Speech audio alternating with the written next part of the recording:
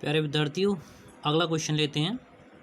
अगले क्वेश्चन में या पार्ट 6 कह लीजिए, इस अगले वाले क्वेश्चन में जो है आवेश उसी तरह से दो प्रकार के आवेश हैं। ये जो क्वेश्चंस मैं आपको करा रहा हूँ ये क्वेश्चन दो आवेशों के कारण हो रहे हैं। ठीक है, दो आवेशों के कारण हमें विद्युत क्षेत्र की तीव्रता किसी बिंदु पर पता करनी है। इससे पहले वाले वीडियो में हम लोग एक सरल रेखा में या एक सिंपल लाइन पे हमने आवेशों का पता किया था। यहाँ पर ये दो आवेश रखे तो एक लाइन में है, लेकिन उनके कारण किसी दूसरे पॉइंट पर जैसे बिंदु सी पर आप देख रहे हैं यहाँ पर इंटेंसिटी पता करनी है। ठीक है, अच्छे सवाल है, ध्यान से देखिए। तो संलग्न चित्र में बिंदु ए बी तथा सी के बीच दूरियां प्रदर्शित हैं। सबकी दूरियां दे रखी हैं 3 सेंटीमीटर, 4 सेंटीमीटर और ये 5 सेंटीमीटर। ठीक है, बिंदु ए और बी पर आवेश उपस्थित है। बिंदु ए पर आवेश दे दिया, बी पर आवेश दे दिया। इसके कारण बिंदु सी पर विद्युत क्षेत्र की तीव्रता हमको पता करनी है। ठीक है, कितनी इंटेंसिटी इसकी होगी। घबराने की बिल्कुल ज़रूरत नहीं है, सिंपल सी बात है। सिर्फ फंडामेंटल चीज़ों को आप ध्यान रखिए। पिछले वीडियोस में सारे फंडामेंटल क्लियर हैं। आप एक बार ना समझ में आए दोबारा देख लीजिए, तीसरी बार देख लीजिए, ना समझ में आए कमेंट करके मुझसे पूछ लीजिए। ठीक है, मैं बताऊंगा। अब देखिए, प्लस ए पर जो आवेश रखा है, सबसे पहले मैंने बताया इंटेंसिटी की डायरेक्शन पता करते हैं। ठीक है, तो दिशा पता प्रदर्शित करने के लिए प्लस से दूर, तो इससे जो इंटेंसिटी पता की जाएगी उससे इंटेंसिटी इससे दूर की तरफ, तो जो एरो का निशान है वो इस तरह दूर लगाइए। ये लगा दिया भाई, ये इंटेंसिटी हो गई। ठीक है, अब इस इंटेंसिटी की वैल्यू कितनी होगी उसका मान कैलकुलेट करें। तो इसके लिए फॉर्मूला वही चलेगा, इसको कह लीजिए आप E1 है प्लस ए के कारण, या ई ए कह लीजिए। ठीक है, बिंदु ए पर जो आवेश रखा हुआ है इसके कारण विद्युत क्षेत्र की जो तीव्रता है उसकी डायरेक्ट उसका मान कितना E1 के बराबर है। तो E1 की जो वैल्यू हो गई उसमें फॉर्मूला वही चलेगा, 9 × 10⁹ क्यू आवेश रखा जाता है। तो इस आवेश के कारण पता कर रहे हैं, तो 1.2 × 10⁻⁸ अपॉन r², उसकी दूरी का वर्ग। तो यहाँ पर जो दूरी दे रखी है वो दूरी है 3 सेंटीमीटर। तो 3 सेंटीमीटर को आप इसका स्क्वायर करेंगे तो 3 की जगह हो जाएगा 9 इंटू सेंटीमीटर से मीटर में कन्वर्ट करने के लिए वीडियो बना रखा है मैंने। अब तक तो याद भी कर लो कि -2 का मल्टीप्लाई करते हैं तो उसका स्क्वायर कर देंगे तो मीटर में हो जाएगा, माइनस का कितना आ जाएगा 4। ठीक है, तो इस तरह से हमने r² कर दिया। तो r² को जब ये हो गया तो इसकी वैल्यू कितनी हो जाएगी, या तो सिंपल है 9 से 9 काटो, कितना बच गया केवल 1.2। ओके, इंटू 10⁻9 ये है, -8 ये ऐड हुआ, -4 ऊपर जाएगा तो प्लस का 4।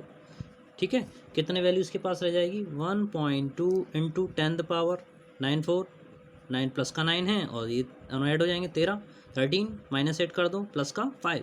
ठीक है, इतना न्यूटन पर कूलम। अब अगले वाले इसमें देखिए, अब इसमें जो आवेश रखा है -q, यानी मैंने जो फंडामेंटल बताया उसमें क्या बताया है आपको कि ऋण की तरफ, नेगेटिव की तरफ, प्लस से दूर और माइनस की ओर। तो माइनस की ओर के लिए सिंबल जो आप बनाएंगे वो कैसे बनाएंगे, इस तरफ। भाई ऋण चिन्ह यहीं तो रखा है, ऋणावेश यहीं तो स्थित है, तो डायरेक्शन उसकी तरफ। तो ई बी कर लो, बी के कारण विद्युत क्षेत्र की तीव्रता उसकी दिशा उस आवेश की तरफ। तो ठीक है, तो ई बी की दिशा निकाल ली भाई। ई बी की दिशा जो निकाली इसको भी कैलकुलेट कर लीजिए, किससे, फॉर्मूला भाई 9 × 10⁻9। लेकिन आवेश यहाँ पर अब अलग स्थित है, यहाँ पर कितना 1.6 × 10⁻8 अपॉन डिस्टेंस। डिस्टेंस कौन सी ली जाए भाई, डिस्टेंस ली जाएगी इस आवेश से यहाँ तक की दूरी कितनी है 4 सेंटीमीटर है। क्या 5 लोगे, 5 नहीं लेंगे ना, क्यों, बी से लेके सी तक की डिस्टेंस कितनी 4 का स्क्वायर कर दीजिए 16 इंटू सेंटीमीटर को अगेन वो मीटर में कन्वर्ट कर रहे हैं तो 10⁻4। ठीक है, इक्वल्स टू, अब यहाँ देखो यहाँ पर क्या कर रहे हैं, यहाँ पर देखें तो यहाँ पर 16 से 16 सीधा कट सकता है, सिर्फ ये डेसिमल का प्रॉब्लम। ठीक है, तो इससे इसको काटना क्या रह जाएगा, सिर्फ 0.1 का मल्टीप्लाई इसमें कर देंगे 9 में, तो कितना रह जाएगा 0.9 इंटू 10 आगे सब वही है कि 9 -8 और नीचे से ऊपर गया तो ये प्लस का 4। ये डेसिमल वाली प्रॉब्लम जिनकी है वो मेरे पहले वीडियोज़ हैं उनमें आप क्लियर कर सकते हो जिसके पास समस्या आ रही हो। ठीक है, तो 0.9 ये आया इंटू 10 वही आ जाएगा कितना प्लस का 5 न्यूटन पर कूलम।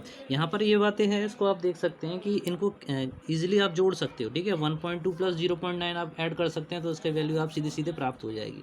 ठीक है, लेकिन अब ये देखते हैं इसमें होगा क्या।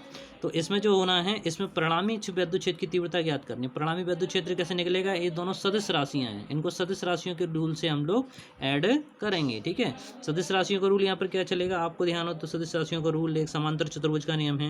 उसमें क्या होता है कि कोई भी एक सदिश राशि है r क्या होता है √a² + b² + 2ab cos of theta. ये दो सदिश राशियों के बीच जब कोई कोण थीटा बनता है तो उनको इस सदिश समांतर चतुर्भुज के नियम के अनुसार जोड़ा जाता है। यहाँ पर परिणामी क्षेत्र की तीव्रता E जो निकाली जा रही है उसकी वैल्यू किसके बराबर बराबर होगी, दिस इज इक्वल्स टू ई ए का स्क्वायर प्लस ई बी का स्क्वायर प्लस 2EA EB और कॉस थीटा। ठीक है, यहाँ पर थीटा कौन सी वाली चीज़ है, ये थीटा की वैल्यू कितनी है। तो देखिए ये वाला एंगल कितने का बनना है, 90 का। कैसे भाई, इसका स्क्वायर करिए 9, इसका स्क्वायर 16, 9 और 16 कितना 25, 5 का स्क्वायर हो रहा है। ठीक है, तो कर्ण पर बना वर्ग शेष दोनों भुजाओं पर बने वर्ग के योग के बराबर होता है, पाइथागोरस थ्योरम। तो उससे ये प्रूफ हो गया कि ये थीटा यानी इन दोनों के बीच का जो कोण है दिस इज इक्वल्स टू किसके हैं, 90 डिग्री के हैं। और यहाँ पर कॉस थीटा जब 90 होता तो ये वैल्यू किसके बराबर हो जाएगी, 0 के लिए।